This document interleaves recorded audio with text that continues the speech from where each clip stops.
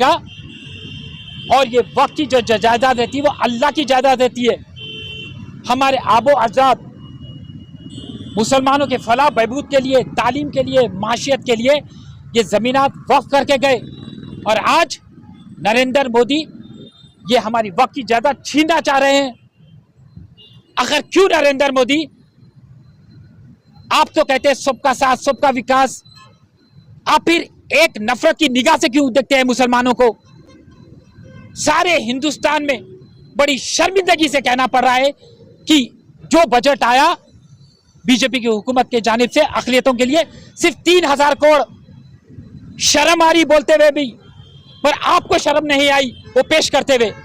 और ये RSS BJP संघ परिवार को मैं आगाह करना चाह रहा हूं कि हम तुम्हारे आंख नोच लेंगे, तुम्हारे दामन को तार तार कर देंगे। अगर हमारे अल्लाह की जायदाद के करीब आएंगे तो हमारे मस्जिदों को आप टारगेट करते हैं, दरगाहों को टारगेट करते हैं, मदरसे को टारगेट करते हैं, करके अब पूरे हिंदुस्तान में जो नफरत का माहौल था, नफरत का बाजार को और आगे बढ़ाना चाह रहे हैं। अस्सलाम वालेकुम, नमस्ते, सत श्री अकाल।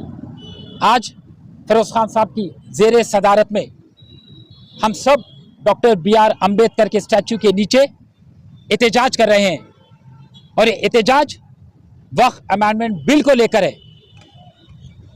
4 दिन कबल यूनियन माइनॉरिटी अफेयर्स मिनिस्टर किरण रिजिजू वक्फ अमेंडमेंट बिल को लोकसभा में पेश करते हैं, गुफ्तगू होती है, उसके बाद में वो बिल को जॉइंट पार्लियामेंट्री कमेटी को भेजा जाता है जांच के लिए और गौर व फिक्र के लिए।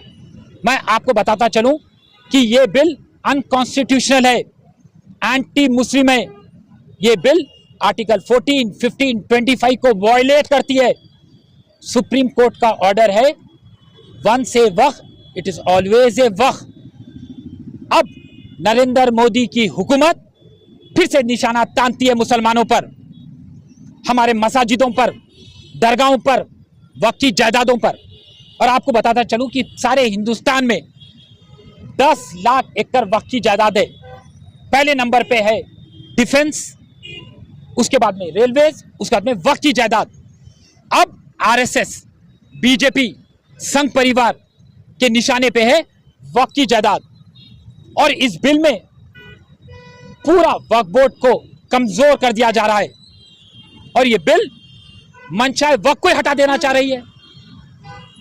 अब मनचाहे वक्त ही हट जाएगा तब किस तरीके से हमारी वक्त की जायदाद की हिफाजत कर सकेंगे हम? नरेंद्र मोदी हर वक्त मुसलमानों पे अजियत करते गए, ट्रिपल तलाक के बिल को लाकर, यूसीसी को लाकर, सीए को लाकर, और अब ये वक्फ अमेंडमेंट बिल। और ये बिल के तहत पूरा इख्तियार दिया जा रहा है डिस्ट्रिक्ट कलेक्टर को, डिस्ट्रिक्ट मजिस्ट्रेट को। वक्त के जो जायदादों पर मसले है, मसलाहिल है, उसका जो फैसला सुनाने वाले क्या डिस्ट्रिक्ट कलेक्टर सुनाएगा? क्या आपको पता नहीं कि डिस्ट्रिक्ट कलेक्टर कैसा मुंतखब होता है? रियासत हुकूमत के जानिब से मुंतखब होता है, तो क्या आप उन्हें सुनाएगा? और ये वक्त की जो जायदाद रहती है वो अल्लाह की जायदाद रहती है। हमारे आबो अजाद मुसलमानों के फलाह बहबूद के लिए, तालीम के लिए, माशियत के लिए ये ज़मीनात वक्फ करके गए, और आज नरेंद्र मोदी ये हमारी वक्त की जायदाद छीनना चाह रहे हैं। आखिर क्यों नरेंद्र मोदी? आप तो कहते हैं सबका साथ सबका विकास, आप फिर एक नफरत की निगाह से क्यों देखते हैं मुसलमानों को? सारे हिंदुस्तान में बड़ी शर्मिंदगी से कहना पड़ रहा है कि जो बजट आया बीजेपी की हुकूमत के जानिब से अक़लियतों के लिए सिर्फ 3000 करोड़, शर्म आ रही बोलते हुए भी, पर आपको शर्म नहीं आई वो पेश करते हुए। रियासत तेलंगाना में अक़लियतों का बजट सिर्फ रियासत तेलंगाना में 3000 करोड़ है। नरेंद्र मोदी का एक ही मंशा रहता है, इंतखाबात से पहले ऐसी कोई बिल पेश करो, ऐसा कोई फितना पैदा करो जो हिंदू और मुसलमान के बीच में इंतशार पैदा करे। आज वही कर रहे हैं आप हिंदू और मुसलमान को लड़ाना क्यों चाह रहे हैं? आपको पता नहीं है कि वक्फ बोर्ड एक ऑटोनोमस इंडिपेंडेंट बॉडी है, मजहबी इदारा है, मुक़द्दस बोर्ड है, और उसमें आप गैर मुसलमान को शामिल करना चाह रहे हैं। गैर मुसलमानों से कोई तकलीफ नहीं है, हम गंगा जमुना तहजीब को मानते हैं, मगर ये बोर्ड मजहबी बोर्ड है, शरीयत के बिना पे चलता है। तो क्या जो गैर मुसलमान रहेगा, बोर्ड का रुकून बनेगा, क्या वो शरीयत को समझ पाएगा? क्या उसके पास वो जज्बा रहेगा? नहीं। ये बिल की सख्त मजम्मत करते हैं हम।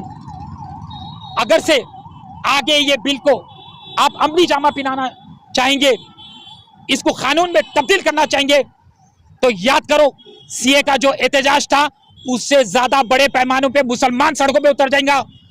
मगर हमारी वक्त की जायदाद की हिफाजत करने के लिए हमको बाखूबी आता दस्तूर में रह के कैसा एहतजाज करना।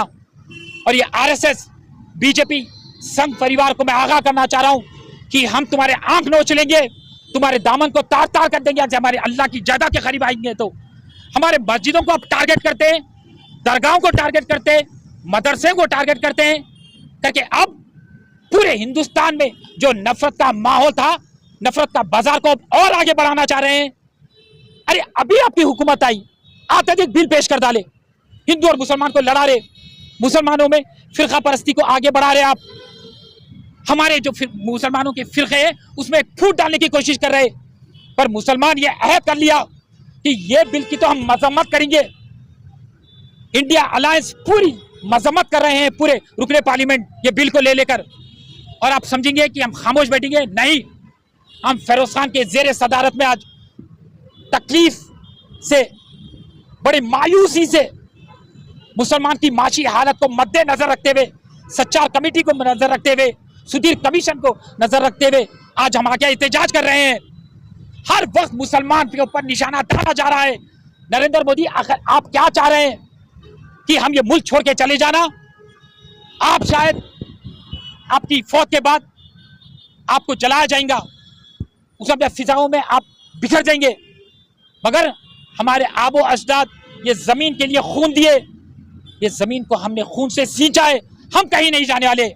जितना हिंदुस्तान आपका है उतना हिंदुस्तान हमारा है। और बाखूबी तरीके से हमारे को मालूम कि हमारी वक्त की जायदादों की किस तरीके से हम हिफाजत करना। तो हम सख्त मजम्मत करते हैं इस काले कानून को, क्योंकि सुप्रीम कोर्ट का साफ साफ है अल्फाज कि वंस ए वक्त इट इज ऑलवेज ए वक्त। अल्लाह की जायदाद जो बोली गई ता क़यामत तक वो जायदाद अल्लाह की ही रहेंगी, मुसलमानों की रहेंगी, हमारी रहेंगी। और हमें कोई दबाव में लाने की कोशिश मत करो। हम इज्जत से हिंदुस्तान में जीना चाह रहे, दस्तूर के दायरे में रह के। मगर अगर से आप जोर जबरदस्ती करके कानून लाने की कोशिश करेंगे तो मैं फिर से कह रहा हूं, हुजूम में उतरेंगे। फार्मर्स जो एहतजाज करें उससे बड़े पैमाने पे उतरेंगे और तुम्हारी हुकूमत के तार तार कर देंगे। याद रखो, हम सख्त मजम्मत करते और इंशाल्लाह हम अल्लाह से दुआ करते कि ये बिल का कोई कानून नहीं बनेगा और ये बिल जल्द से जल्द रद्द हो जाएगा। जय हिंद, खुदा हाफिज।